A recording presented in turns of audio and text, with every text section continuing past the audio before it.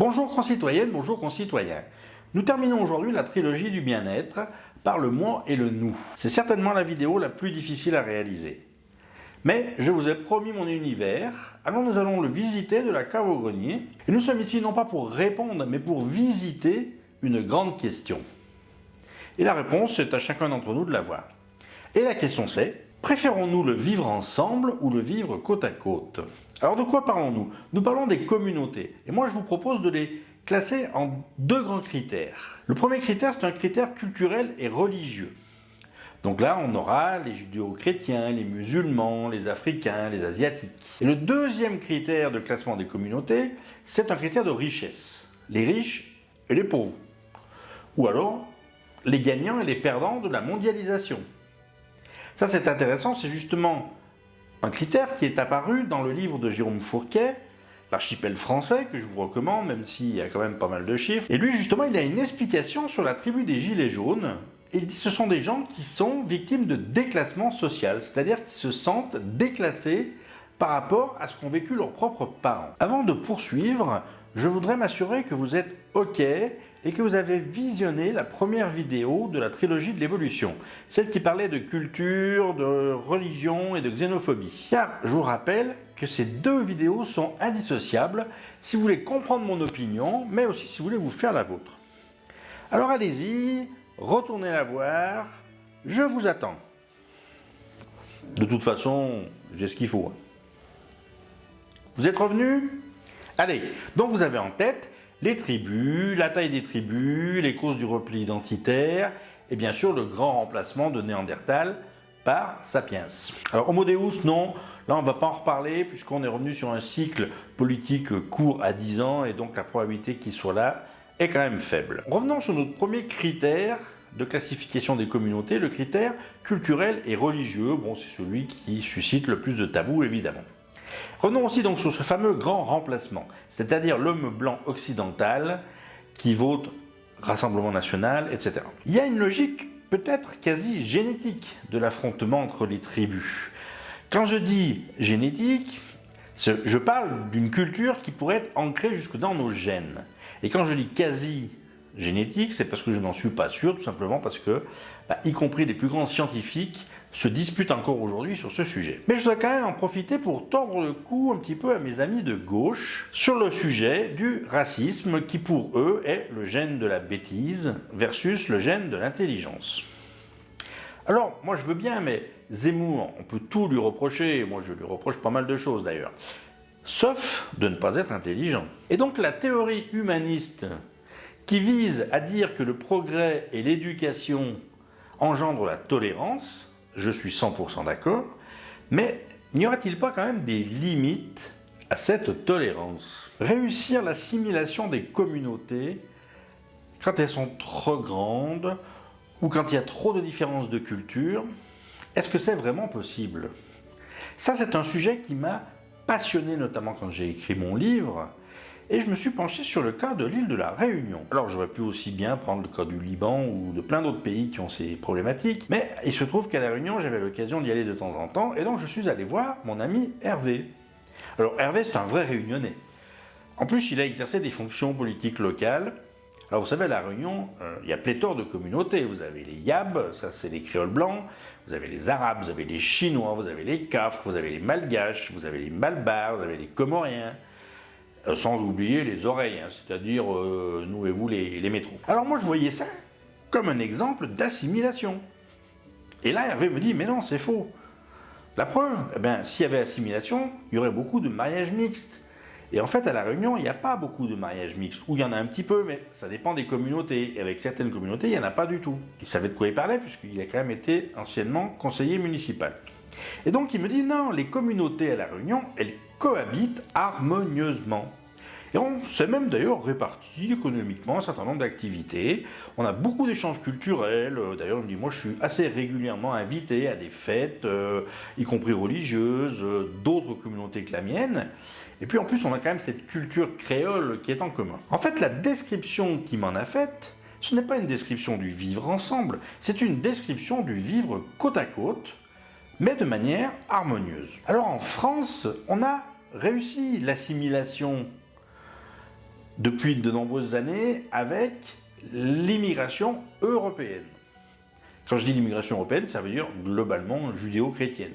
Et d'ailleurs, c'est essentiellement des populations portugaises, espagnoles, italiennes. Je ne les ai pas fait dans l'ordre, ou en ordre inverse peut-être, mais d'abord, je tiens aussi à saluer au passage mes amis issus de l'immigration italienne, espagnole et portugaise. L'immigration asiatique ou africaine, alors bon, j'ai pas de chiffres, mais on voit bien que c'est un peu plus compliqué, on voit vivre les gens, on voit bien qu'il y a des quartiers, alors bon, les quartiers chinois sont célèbres dans le monde entier, mais on voit aussi des communautés africaines.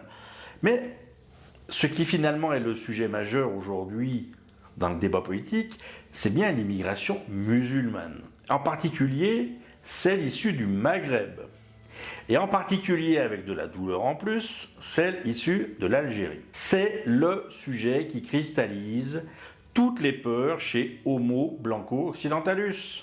Il faut être clair. Alors si on veut vraiment vivre ensemble, il va nous falloir réconcilier 3 familles. Les winners, les gilets jaunes et les pauvres issus de l'immigration. Oui, parce que bon, les riches issus de l'immigration, ils sont déjà assez bien intégrés chez les winners. Mais si on veut vivre ensemble, c'est quoi vivre ensemble? C'est pas compliqué. C'est habiter dans la même rue, dans le même immeuble, emmener ses enfants à la même école et aller boire un coup dans le même bistrot. Point barre. Et donc si on veut un modèle d'intégration, il suffit de réutiliser celui de nos parents ou de nos grands-parents. À l'époque, dans les immeubles, vous aviez le rez-de-chaussée avec la concierge, qui était souvent d'ailleurs portugaise, et j'adore les Portugais. Vous aviez le premier et le deuxième étage qui étaient habités par les vieux et par les bourgeois. Et puis vous aviez troisième, quatrième, cinquième, où là on retrouvait les classes moyennes, les ouvriers, puis on montait dans les étages, puis on s'approchait des pauvres, et à la fin, sous les toits, on avait souvent d'ailleurs des familles immigrées. Et oui, tout le monde était dans la même cage d'escalier. Qui donc a eu cette idée de parquer les Arabes dans des cités? Je crois bien que c'est notre grand général de Gaulle. Comme quoi on peut être grand et dire aussi et faire aussi des grosses conneries. Personnellement, moi je pense qu'on tient là la raison numéro 1 de l'échec de l'intégration au sens assimilation. C'est de très très loin la raison principale. Alors oui, il y a quand même une deuxième raison. Des fois j'y crois, des fois j'y crois pas, mais que l'on peut quand même rajouter, c'est la spécificité liée à l'islam. Alors l'islam, bon, j'y connais pas grand-chose, mais de ce qu'on m'en a dit, moi je vois ça un peu comme un bug originel, quoi. C'est-à-dire qu'on peut pas, a priori, modifier l'islam.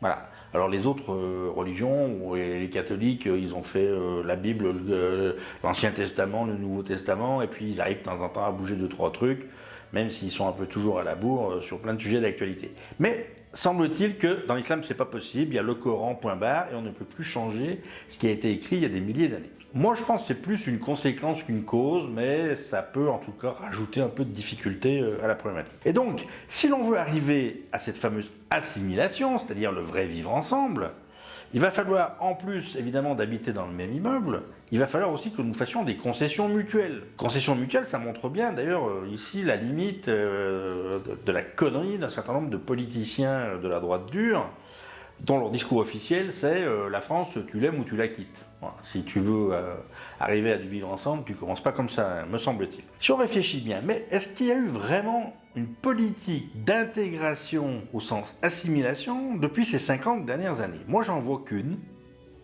C'est, en 2000, la fameuse loi SRU. Et là, on peut quand même rendre un petit hommage à notre ami Lionel. Alors, le problème de la loi SRU, c'est qu'elle était trop timide. D'ailleurs, on le sait, Lionel était un grand timide, ça lui a coûté cher. Et donc, cette loi, elle impose en fait 20% de logements sociaux à toutes les communes de France et de Navarre. Mais le problème de cette loi, d'abord, c'est que les sanctions n'étaient pas assez élevées, et donc ne faisaient peur à personne. Alors bon, ça a été un petit peu arrangé. Je crois d'ailleurs que c'est François Hollande, mais ça change toujours rien globalement. Il y a certaines communes qui continuent de s'en exempter facilement. Mais le problème, il n'est pas là.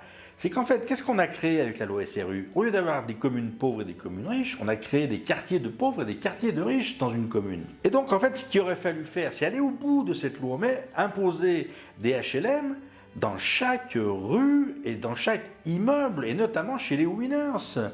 Dans le 16e à Paris, à Neuilly, dans le 6e à Lyon.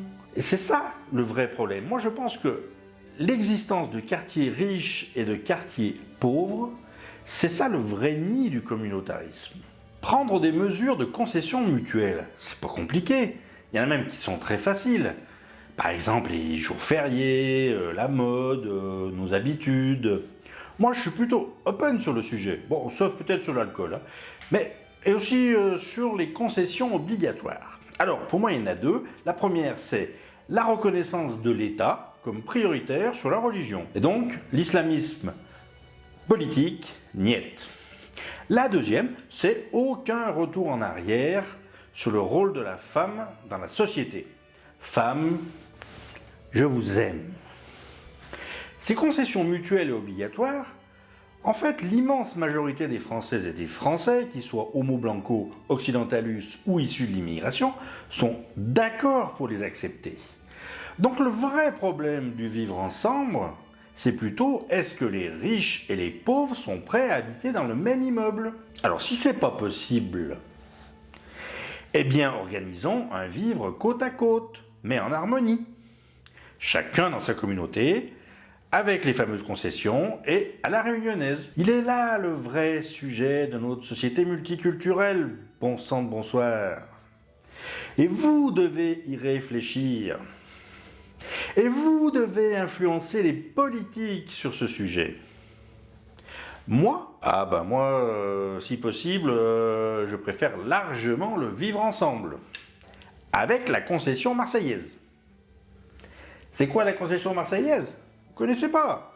Oh, un peu cher. Tu mets de l'eau dans ton pastis. Mais si c'est pas possible d'avoir un bon vivre ensemble, eh bien moi je préfère un bon vivre côte à côte qu'un mauvais vivre ensemble. Allez, trinquons ensemble à toutes les nouvelles tribus de la France et soyons-en fiers. Tchin, tchin.